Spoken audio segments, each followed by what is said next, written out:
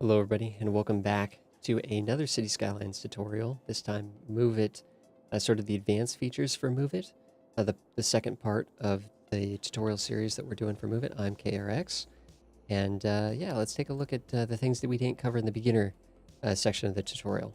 So first we just looked at the single selection tool. That's it. We just did everything you can do basically with this one button. This is kind of the default mode for Move It. But now let's look at the second selection tool, which is basically, by this tool is going to allow us to utilize the other tools a lot more effectively and quickly. So that's why it's really important to look at the second selection tool here. And the Marquee tool just lets us basically grab a bunch of stuff, right? So we could just grab everything here, just box select a ton of stuff, right? We can literally grab all this stuff.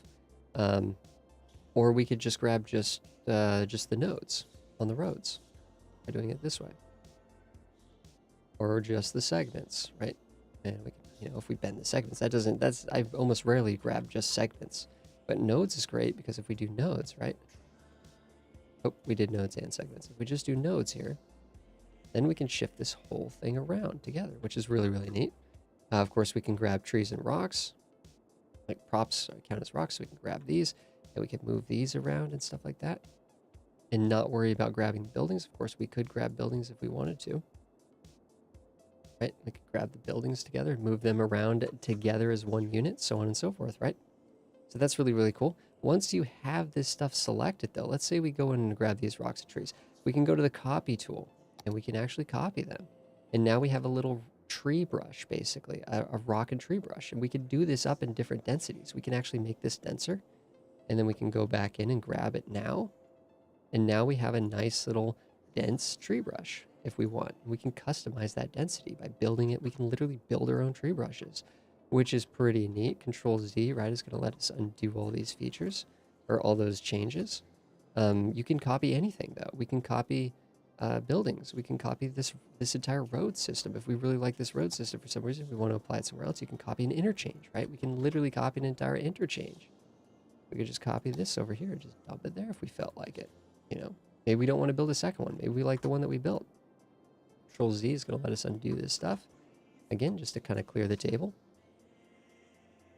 And yeah, so obviously the Marquee tool is very awesome. You can, grab tons of stuff. In fact, if we just wanted to wipe this area out, we could hit the bulldoze. We could skip the copy, and we could hit the bulldoze. Boom, it's gone. Control Z brings it back, like always. This is a great way for clearing out like trees and stuff like that. Just random rocks and trees. And if you're worried, let's say we just want to get rid of the trees, of course, you just deselect the nodes and the decals, the buildings, and all this stuff, and you can just go in and confidently you're only grabbing the props and the trees. In this case, would be the rocks and the trees. And we can delete those without deleting anything else, right? Fantastic. So that's really, really cool. The Marquee selection tool saves an immense amount of time. And just mass deforestation, no big deal. No big deal. And of course, with the movement mod, the cool thing about this is you can always just bring it back with Control Z if you didn't like what you just did.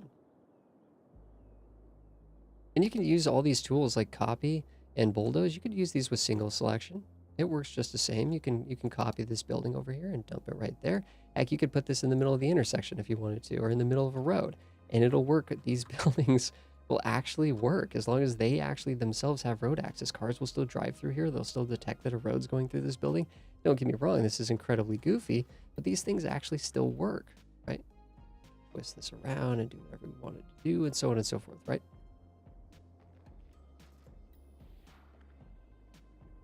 We can copy wind turbines, but what's cool is when you copy something, it's free, right? It's free, but it also works. Like it's now an independent building. It's not a mirror of the original one. It doesn't follow the commands of the original one. Let me see if I can sort of explain this really quick. Basically, I could turn this building is its own building. Exit, right? Exit just kind of clears move it. I think right click does too. Yeah, right click clears move it. But well, exit gets out of this menu in a jiffy. So that's how then I can go in and actually click on the building for itself. See, this one's complaining about power and water. This one's not. This one's turned off. This one's not. But they're completely functional buildings. They have stats. They have patients that they can allocate. They have ambulances that they can use. Everything's working fine. We just copied it with Move It. We can do the same with the, we can actually give this power by copying this guy, bringing this over, sticking it there. which is really, really neat. Of course, with Move It, you can actually jam these things much closer together than what would be allowed in the base game. In fact, we could actually have these overlapping. Maybe we could get some interesting effects that way. That's a little bit silly, but maybe we want it to be pretty tight. You wouldn't be allowed to do that in the base game. It would say that the space is occupied. With Move It, doesn't matter. And it's working just fine. It's working just fine.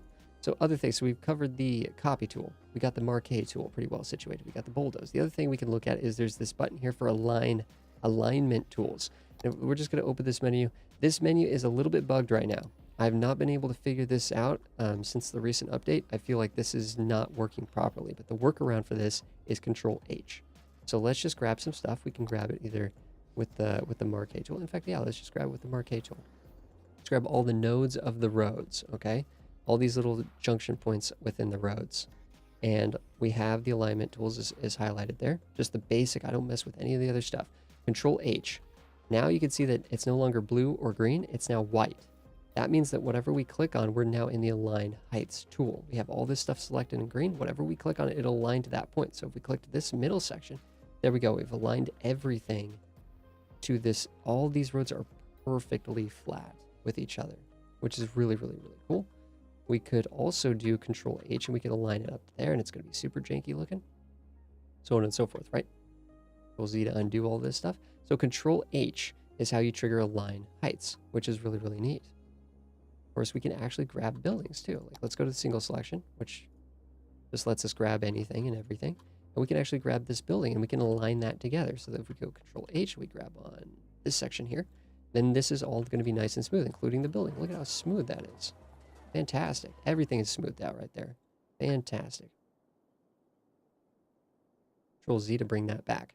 So that's the Align Heights tool. Really, really handy. That saves an immense amount of time. Sometimes you're building, you just need to flatten things out. You want it to be nice and smooth. There you go.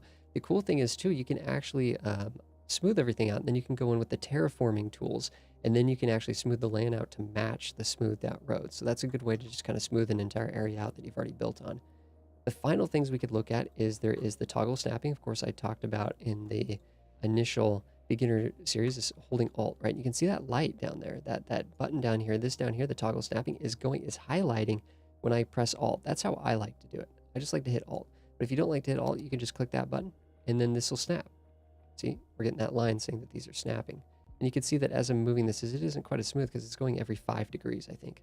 Every 5 degrees. So that's kind of neat to be able to do that. And then this follows the terrain, okay?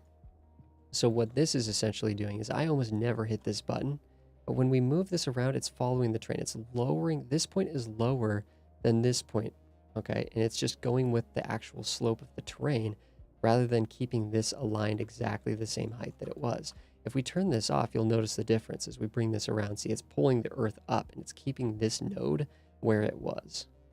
Keeping the node where it was. We can actually pull it out to here and we can see that it's sinking that down. It's actually kind of, you know, complaining at us a little bit because it's not liking the jankiness going on here.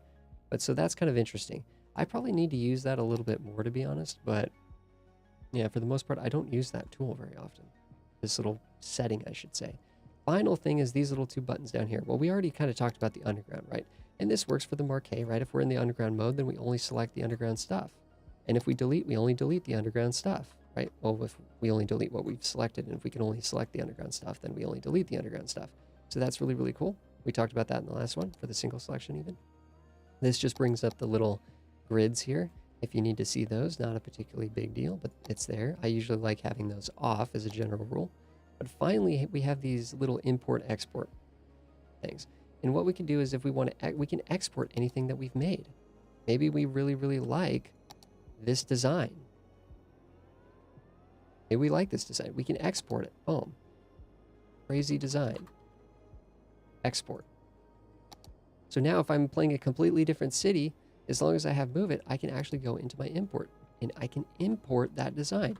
Better yet, let's go to the four-way test here. This is something, there we go. This is an interchange. This is just one that's just made by the developers, but I've exported it in another city and now I've imported it into this city. There you go, plop. So you could do that with any of your crazy custom interchanges, which is really, really neat, right? So for the most part, I think we've covered all the buttons here. We've covered all the buttons. There's a little bit of jankiness going on right now with the align tools. Hopefully that's going to work a little bit better, but this button, I don't like to mess around with this button because things seem to kind of bug out. I always do Control H.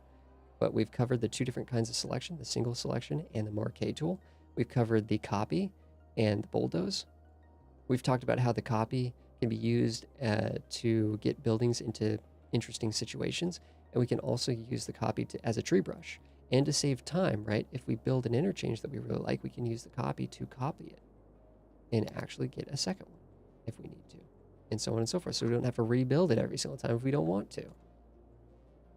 Which is really, really neat. And actually, financially, this can get you out of a situation. If you're losing money, you can actually, it's a little bit cheesy, but, you know, you can do this, and then you can go in with the base game bulldozer and get money back. We just made some money off that. You do not get money when you bulldoze with Move It. That is important to remember. If we bulldoze with Move It, okay, we don't get money. I don't want to take out a rail system. But if we just go in like that, no money. In fact, actually, let's just grab everything. Let's clean area clean with the marquee tool and the bulldozer. And there you go. We are wiped out. Thank you so much, everybody, for watching this slightly more advanced, but still pretty primitive tutorial on Move It and the other advanced features for Move It, aside from just the basic selection tool. So thank you so much, everybody, for hanging out. And I will see you guys in the next one. If you guys have questions or things I didn't cover, things that were confusing, please ask me questions in the comments or swing by the Twitch stream and ask me there. And I will be happy to go on a big speech about anything that you're confused about. Hopefully we can get that stuff sorted. So thank you so much, everybody, for hanging out. And I will see you guys in the next one.